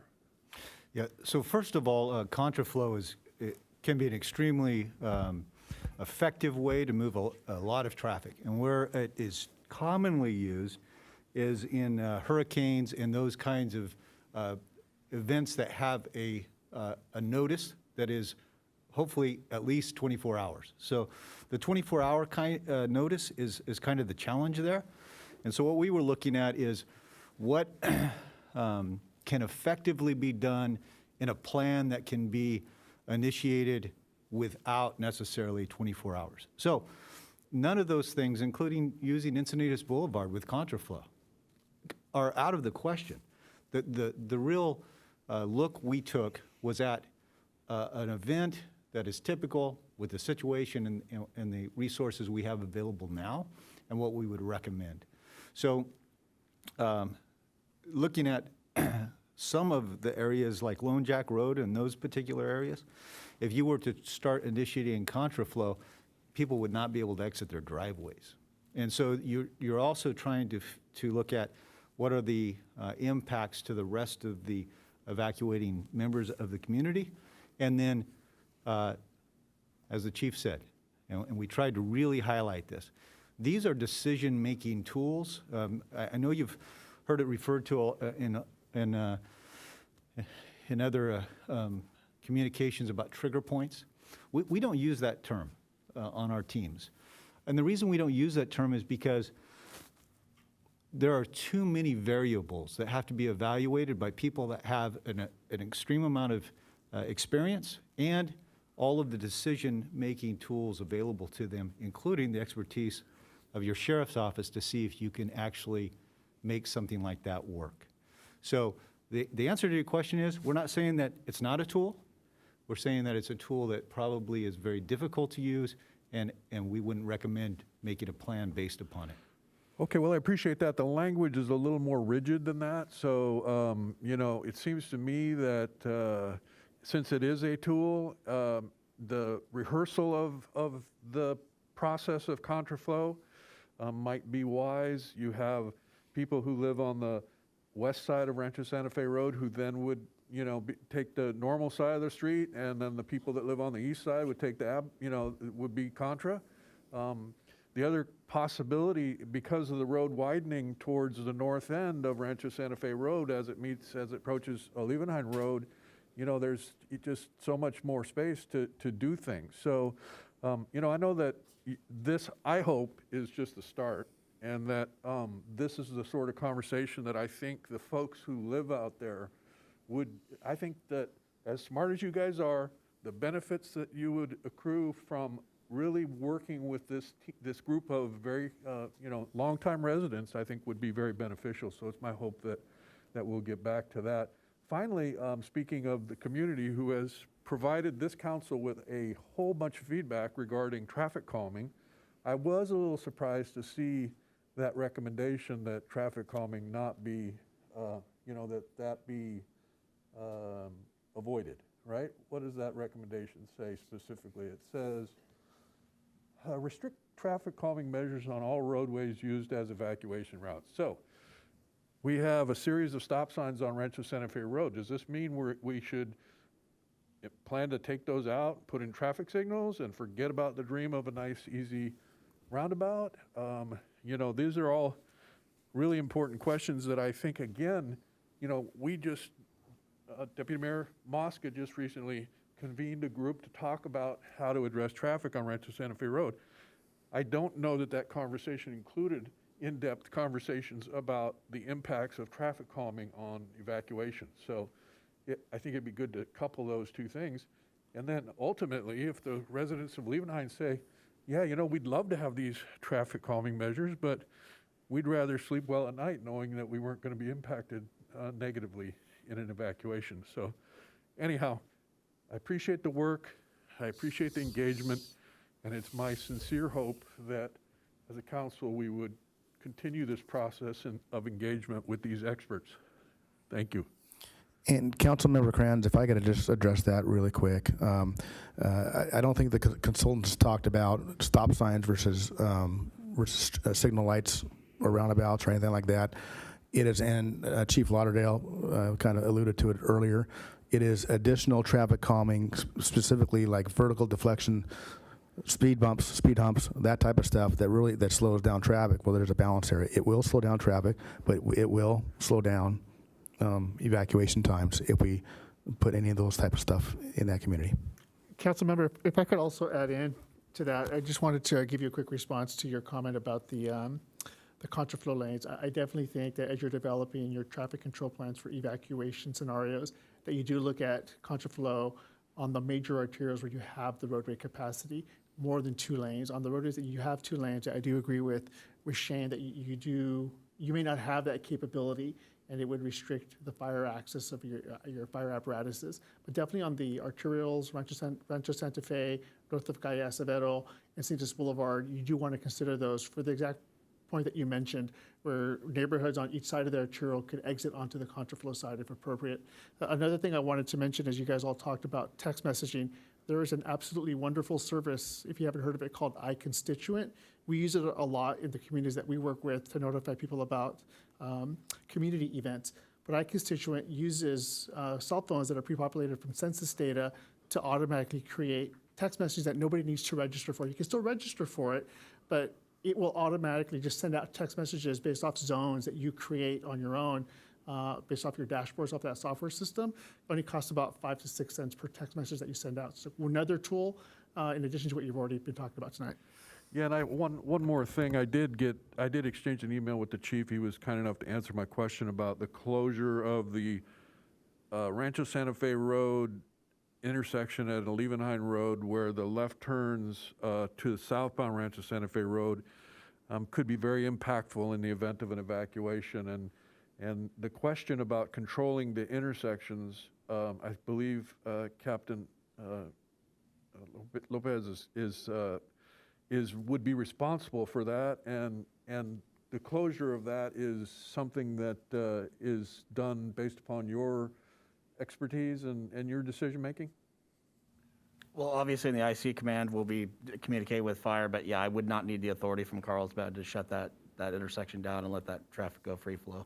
Okay, and so that people that live in Leavenheim who may work to the north, that in the event of an evacuation might want to try and get home to gather kids or other things, would perhaps run into problems if in certain circumstances. And so those are the sort of things that, as part of the planning process, they should be aware of? Correct. It would determine at that point in time if it was just a evacuation order, evacuation warning. Obviously, we make considerations for situations such as obviously children, animals and stuff like that, but it would be on a case-by-case basis if it was a mandated order at that point in time. Okay, thank you very much. Thank you. Deputy Mayor Mosca? Yes, this has been a very good discussion and lots of good questions and comments brought out, and I've enjoyed the conversation. There's no more important item for me than making sure that we're focused on public safety and that we're enhancing the public safety of all of our communities, in particular the wildfire dangers that really face the community of Leavenheim.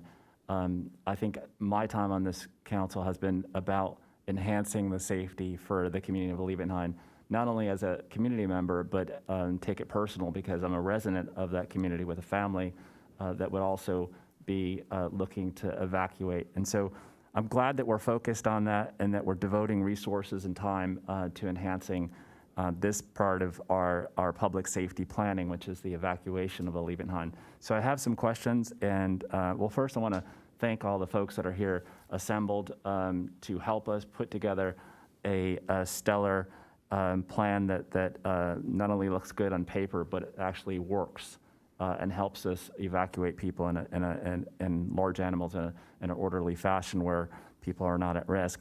I also want to thank, I'd be remiss not to thank all the folks in this audience, a lot of folks that are experts, people that are really doing a lot of stuff in the community of Leavenheim, Fire Safe Council, Leavenheim Town Council. You guys are doing so much. You're where the rubber hits the road, and you know, you guys are bringing up issues and doing a lot of work on this. And so I'm thankful to you, and thankful that you're bringing up a lot of things that we should be focused on. And my hope is that this is an ongoing conversation, and that we are facilitating conversations that will continue to dialogue with the community, because we do have a lot of experts. We have a lot of fire chiefs that live in Leavenheim, and a lot of folks that are dedicated to if any of you guys, when you retire, want to move to Leavenheim, because we do seem to have a lot of fire chiefs. But in all not joking, we do have a lot of experts in the community and a lot of people that are really dedicated to this issue and are very intelligent. So I hope that we bring them in. I have a series of questions. I just kind of want, I appreciate just brief responses, because I think we only have about 15, 20 minutes left on this matter. But again, I do hope that we continue this conversation, and that the folks in this room, or especially the folks in this room, are part of that discussion, and that we're doing everything we can do to bring in more people so that they're understanding of what's going on. So the first question is about outreach. I think the first thing I said when we started this process, that outreach was important. Can you tell me a little bit, really briefly, what you've done in terms of outreach?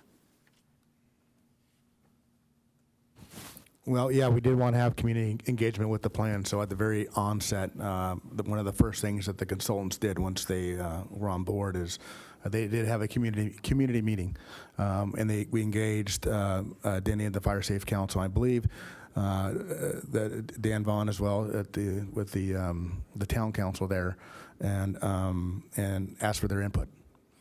We also engaged the mayor and you as well, Deputy Mayor, and I know we engaged our colleagues, like the sheriff, went to their emergency planning unit, and the local sheriffs here, and how about SDG&E and others involved in that too? Yes, good afternoon again, Eric Nickel. So in the scope of the work for the project, there was a community engagement component of that.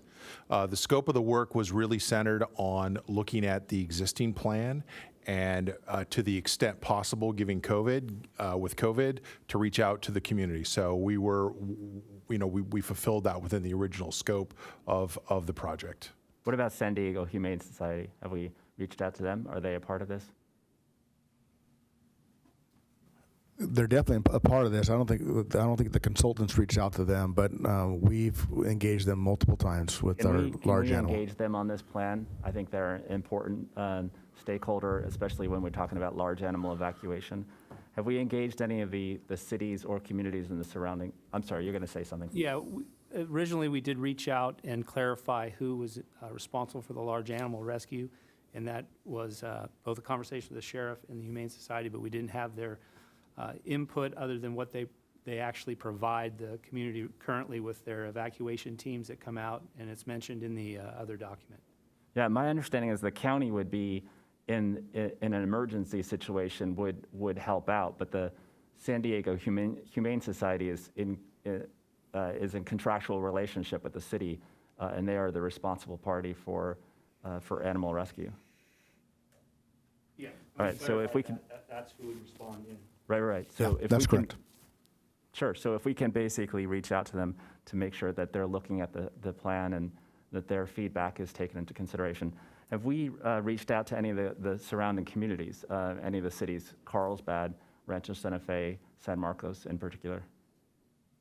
Are we working with them? Do we know what their evacuation plans are, or how their plans interface with ours?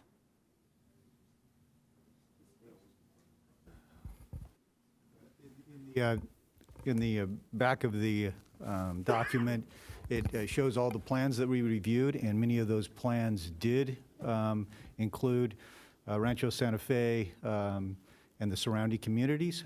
We did not, however, engage those communities directly.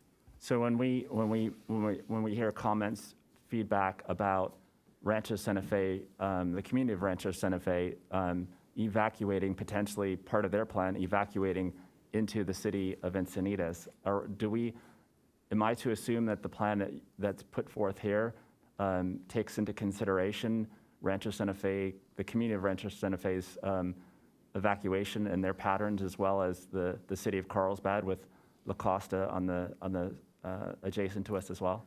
Yeah, so the answer to your question, it did take that into consideration, but we did not evaluate or analyze the exact impacts of that population. That's a much larger project than this, but we did look at their plans and evaluate how that would impact the plan that Encinitas has. I think we should be looking at the community of Rancho Santa Fe and La Costa area and how that impacts our plan as well in the future. And then what about SDG, our local utility? Have we interfaced with them? My understanding is that we, the ratepayers of the state of California, have invested in a tremendous amount of weather stations and other advanced meteorological equipment to tell us the humidity, wind speed, and a lot of other stuff that they use to advance whether they're going to public safety power shut down our power. Have we been talking to them about this as well? Yeah, well, in terms of weather stations, I'm going to have Chief Ford come up and give an update. But when I told you about the cameras that are coming in from UCSD and other partners, I believe. We're going to be getting a weather station on top of those too. Have we talked with them? Have we spoken with them? We talk to their emergency preparedness people regularly. All right. Yeah. I think we should probably be in conversation with SDG about the relationship. I think we should also enhance that relationship.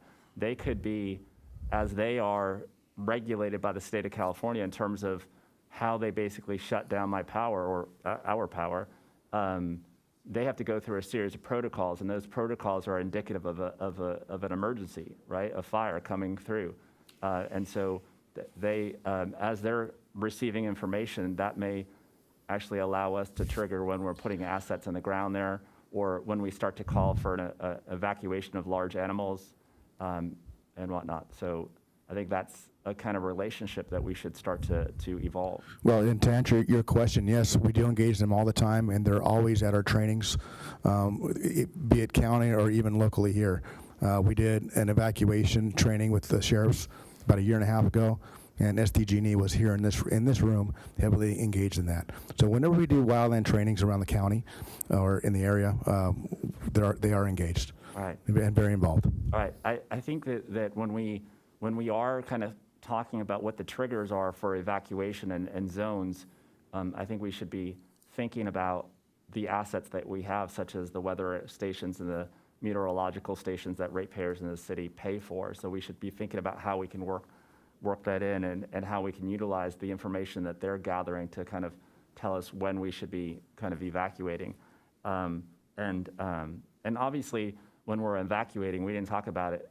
We only talked about it in zones, but I would imagine that before we are even calling zones, we're evacuating large animals like horses and stuff like that, right? So is that large animal evacuation, is that before the first zone is called? Well, every situation is different, but and this is new from this report. The recommendation is if there is a red flag Santa Ana event coming in the area, we will make recommendations that people start looking at moving their horses as a pre-plan, even before the possibility of a fire. We should do so much more education. I know that folks in the community, Jennifer Bishop sitting here, others that have really worked hard on putting together large animal evacuation workshops, and Chief, you've helped out in the past, as has the county. We should continue to enhance that, understand how many large animals we have in our city, and helping people, because I did notice in the plan it said that the county, the fairgrounds are the kind of like place for the large animals, but I think if the county was here, they would tell you that it's not the place for large animals, that it's the last resort. You wouldn't be taking your horse there. So what are we doing to educate people about, like, if you have 5 horses in the backyard, do you have a trailer? When are you evacuating, and where are you evacuating horses to? Because it's not going to be the Del Mar Fairgrounds.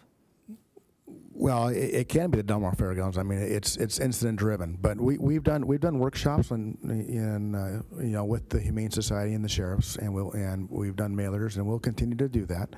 It needs to be a partnership with the horse owners as well as us as well. And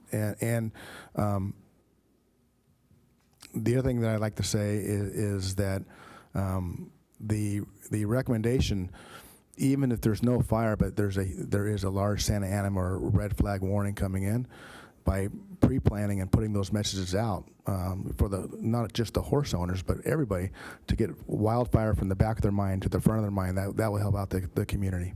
And that's what I'm talking about. I do think that we've already started kind of talking about large animal evacuation, but we need to continue to think about that and make sure that folks are planning, that do have large animals and multiple large animals, that they're planning so that they're evacuating as early as possible, and that they have plans to do that. And so that's part of the recommendation, and I agree with that. I think we should be enhancing that, and we should be doing more to reach out to people, because there are still folks that don't have plans in place, and I think that's a problem. Have we looked at? Real quick, Councilmember, I totally agree with you. And in the analysis, there is an entire appendix that is dedicated to that. I don't recall what area that is. The Appendix F. Very well done and organized job about large animal evacuations, accounting for and evacuating them. So that's one of the recommendations. That's something that my staff's going to look at with the Fire Safe Council and Jennifer and the people out there, developing something like that. Well, bring it Absolutely. to me, and I'll support anything that you have on that. So if you can bring that. And then also, what about double L? Is there any way to modify double L to allow for the safe non-congesting of the roads so that we can get the horse trailers out that area as well? And if they're evacuating before zones, why would it cause backup if they're already out? But is there something that we can do to modify that road? We've talked about before, like the gravel on that road at the end before it's going into the ranch really slows down and impedes the flow as well. And so and then even the lip that you have as you're going from the private easement into the ranch is so large that, like, when I go over it, my car you have to slowly go over it because it drops down.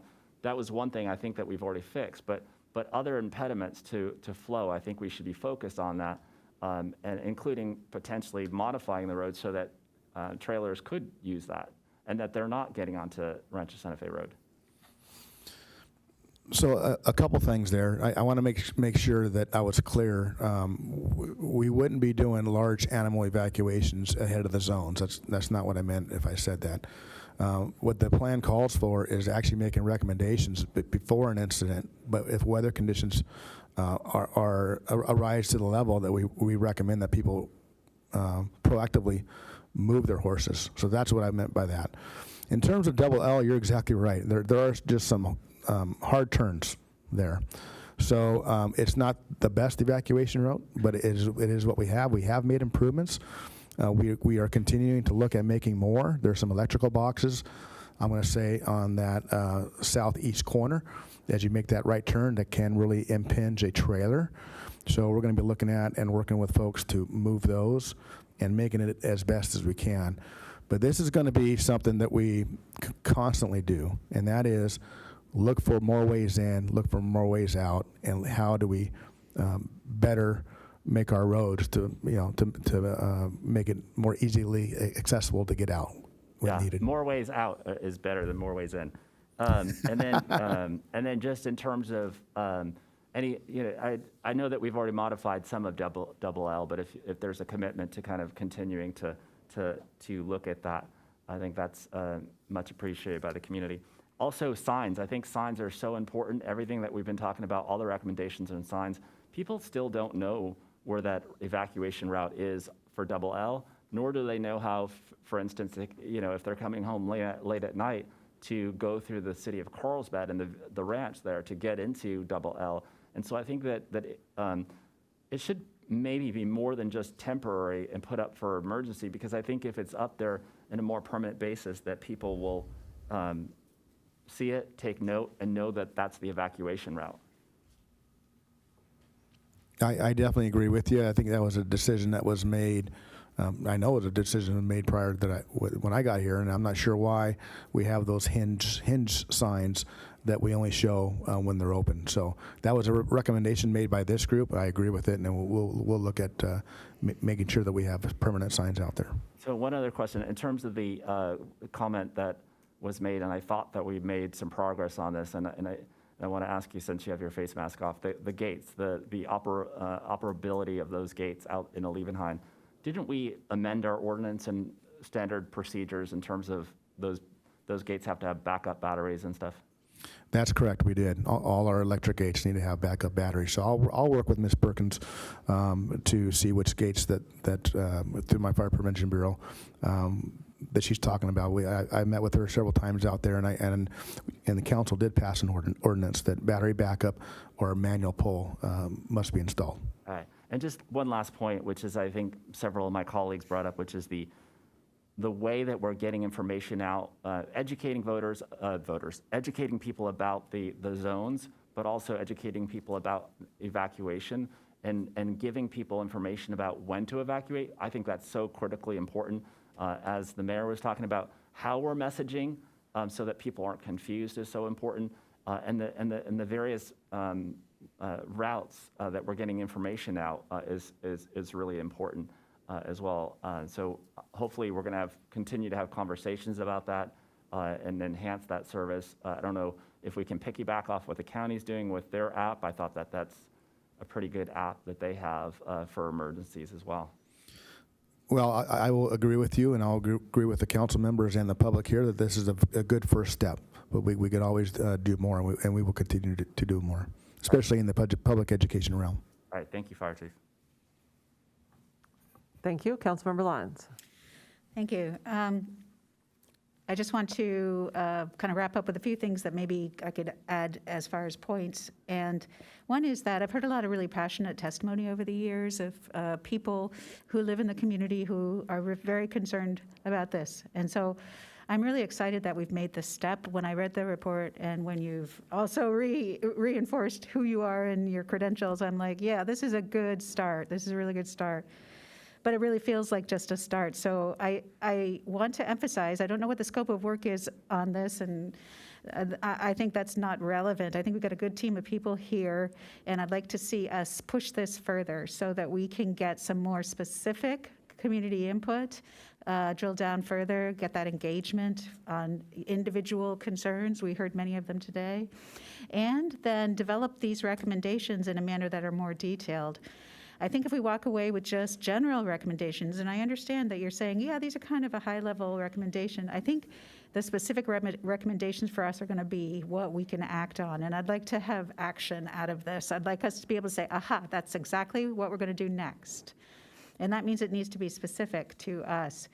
And I want to just say, as an example, and maybe you can help me find this in the recommendations, but I did hear it said that we're going to do a traffic control plan for evacuation.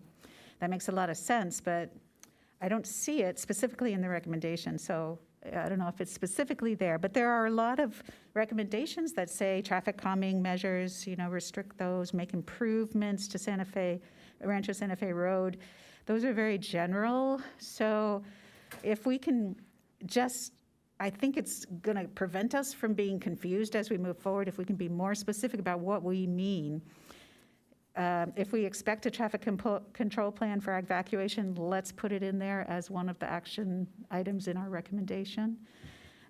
If we're talking about improvements to Rancho Santa Fe Road, well, what kind of improvements? I know you're not talking about a sidewalk. Improvements is a broad term. So I would really like this to be a little bit more actionable, and perhaps that's then a different phase, an evolved phase of recommendations from what the scope of work is.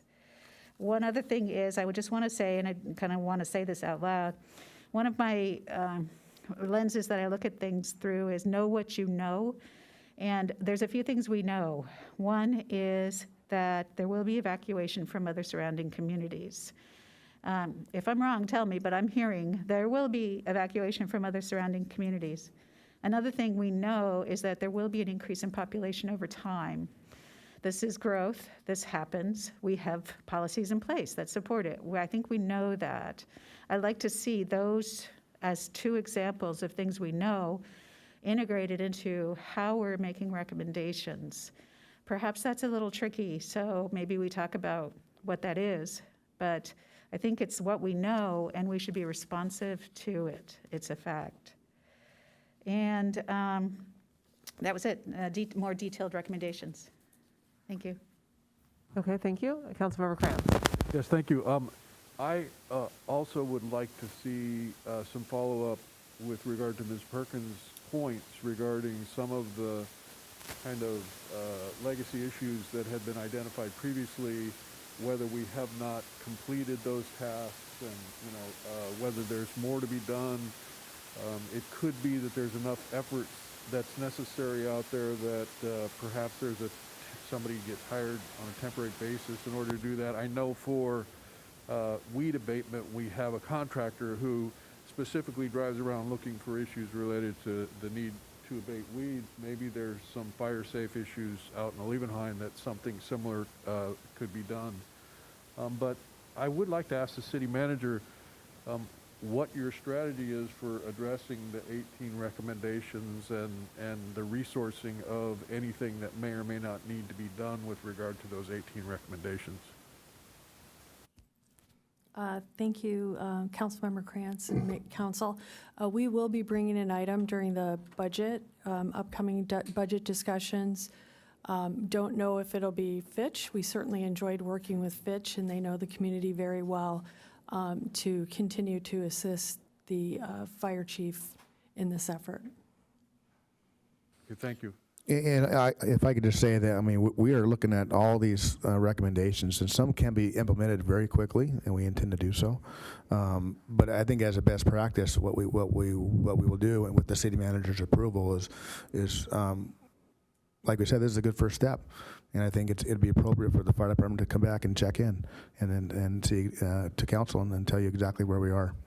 I assumed that, and I also assumed the response that we would get some more information at budget time, because looking at the list, I can see there may be some additional resources that will be necessary. So I look forward to that presentation. Okay, well, thank you. Thank you, everybody, for all of your help putting this together. And thank you to the public for coming out. We're going to end this meeting, and we'll take a 10-minute break before we start our Water District meeting. So let's come back at 5:15.